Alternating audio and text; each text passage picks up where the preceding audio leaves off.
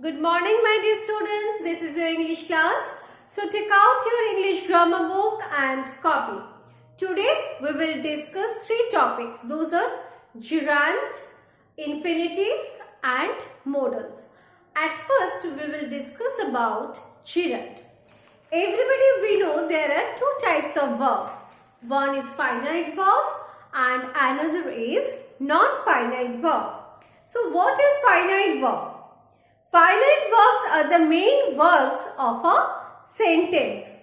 They change their form to agree with the person or number of the subject and to show tense.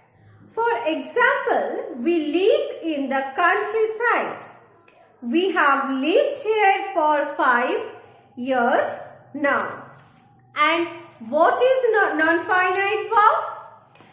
Non-finite verbs do not show tense or change form according to the person or number of the subject. They are not the main verbs of a sentence and do not have a subject. For example, my sister too enjoys reading novels. So, there are three types of non-finite verb. Those are gerunds, participles and infinitives. We have in our syllabus gerund and infinitives. At first we will discuss with gerund. So students, what is gerund? Gerunds are the ing form of verbs. They function as a noun in a sentence. They can function as the subject, the direct object of the verb, or as the object of the preposition in a sentence. So, gerund function as a subject, the direct object of the verb, or as the object of the preposition in a sentence. So you have to keep in your mind the base form of verb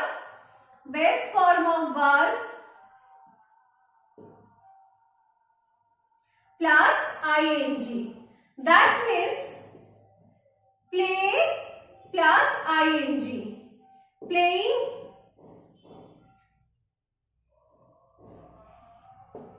is the gerund. So, the formation of gerund is base form of the verb, then plus ing. For example, waiting can be so boring. Waiting can be so boring. So, here which one is the gerund? Here the gerund is waiting. Here we have the base form of the verb, that is wait, then ing, waiting. Here waiting is working as a subject in this sentence. So, waiting is the gerund. Okay. Next we will move into the infinitives.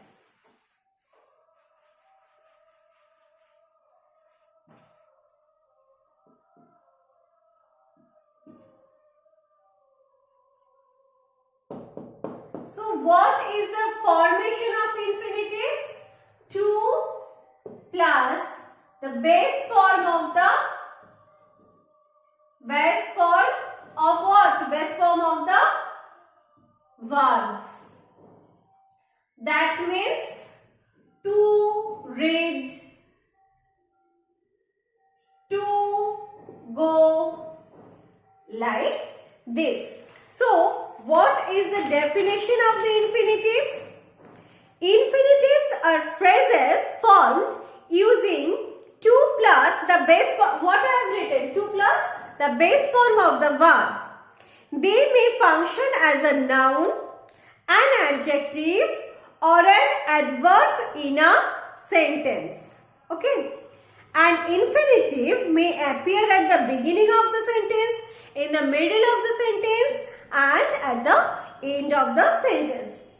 So students, I am giving you an example. They want to pick some flowers. They want to pick some flowers. So here we have, here the main verb is want. Okay. Now here, which one is the infinitive? To plus pick. Okay. What we have written, to plus base form of verb. So this one is the infinitive.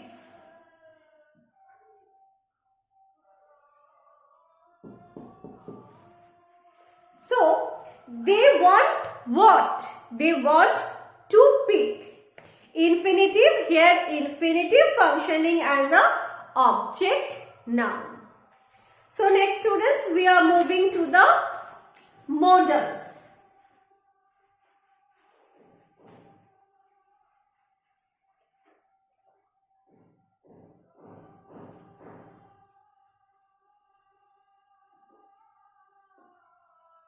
So what is modals?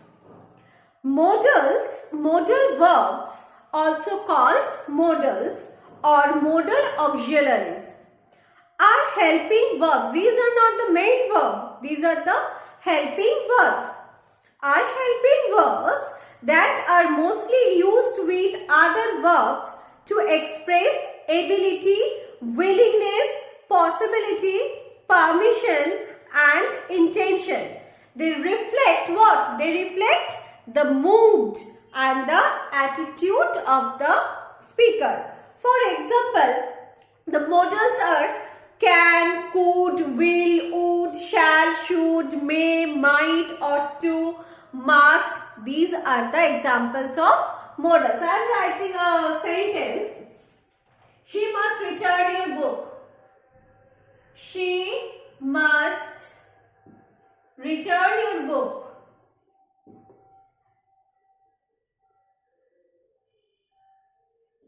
Here, which one is the modal? Must.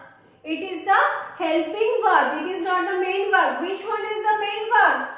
Return. Return is the main verb. Okay. We are using when we have to express some obligation, then we use the modal must. When we have to express some, we have to take some permission, then we are using might, may, can. When the expression is of advice or suggestion, then we are using should, ought to, need to, like this. When we are requesting someone, then we are using these type of modals like will, would, could, like this. For promise and offering something, then we use will, shall, like this. Okay. So students, I have discussed 3 topics: modal, gerund and infinitives. Okay. Thank you. Bye.